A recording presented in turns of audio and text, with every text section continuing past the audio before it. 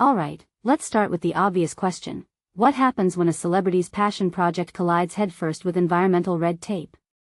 Because Charlotte Church's Forest School drama is serving up a textbook example of how idealism meets reality. Here's the setup. A free, donation-based school in Wales, founded by the Welsh pop star, is now fighting for survival after being told it might shut down over, get this, environmental concerns. But wait, it's a forest school. Isn't that supposed to be eco-friendly? This is the kind of irony that makes me pause the video and go, wait, what's really going on here? Let's unpack this. First off, Charlotte Church's Awen Project isn't some half-baked celebrity vanity project. The mission statement sounds legit, empowering kids to be active participants in a democratic community, all while learning in nature. That's the kind of educational philosophy that makes parents in 2025 sigh with relief, right?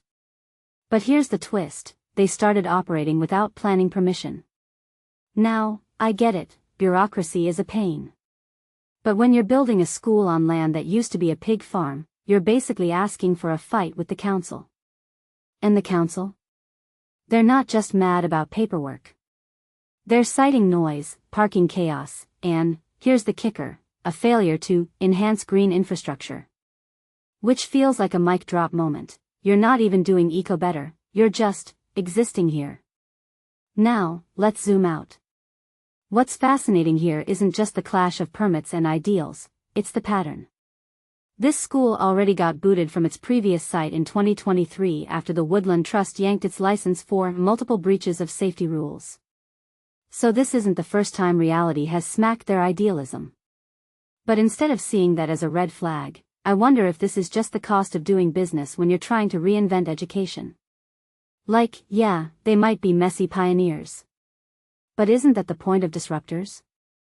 They don't fit neatly into boxes, or zoning laws, apparently. The council's refusal to grant retroactive permission feels like a battle between two competing truths. On one hand, rules exist for a reason. If you let one school skate on permits, where does it end? On the other, this is a free school trying to do something radically different in education. And yet, the argument against it hinges on parking? From my perspective, that's where this story gets messy. Because if the real issue was biodiversity, we'd have a serious conversation about balancing innovation with environmental protection. But when the objections sound like too many cars and noise, it feels like a proxy war for something else. NIMBYism? Fear of change? Maybe both? Here's a detail I can't stop thinking about. The Awen Project's whole pitch is about kids thriving in a democratic community. But democracy isn't just about voting, it's about negotiation, compromise, and navigating permits. So isn't it ironic that their biggest lesson right now is about the limits of autonomy in a regulated society? If you're teaching kids to follow their passions while respecting communal boundaries, this closure thread is basically a case study. Real talk, what's the ethical move here? Do you bulldoze the project to uphold the rules? Or do you bend the rules for a cause that, frankly, a lot of people admire? I'm not sure there's a right answer. And let's not ignore the celebrity angle. Charlotte Church isn't just any founder, she's a public figure. Does that make the council's scrutiny harsher? Or does it give the school a spotlight that others wouldn't get? What many people don't realize is that celebrity activism often lives or dies by optics. When the Woodland Trust pulled out in 2023, the school's social media response was all about best efforts to salvage the partnership. Translation: we tried, but they wouldn't budge. Now, appealing to the Welsh government feels like doubling down. But at what cost? If this fails, does it discourage other grassroots projects? Or does it send a message that even worthy causes need to play by the rules? Ultimately, this isn't just about one school. It's about a global tension we're seeing more of, the rise of eco-education clashing with the slow-moving gears of regulation.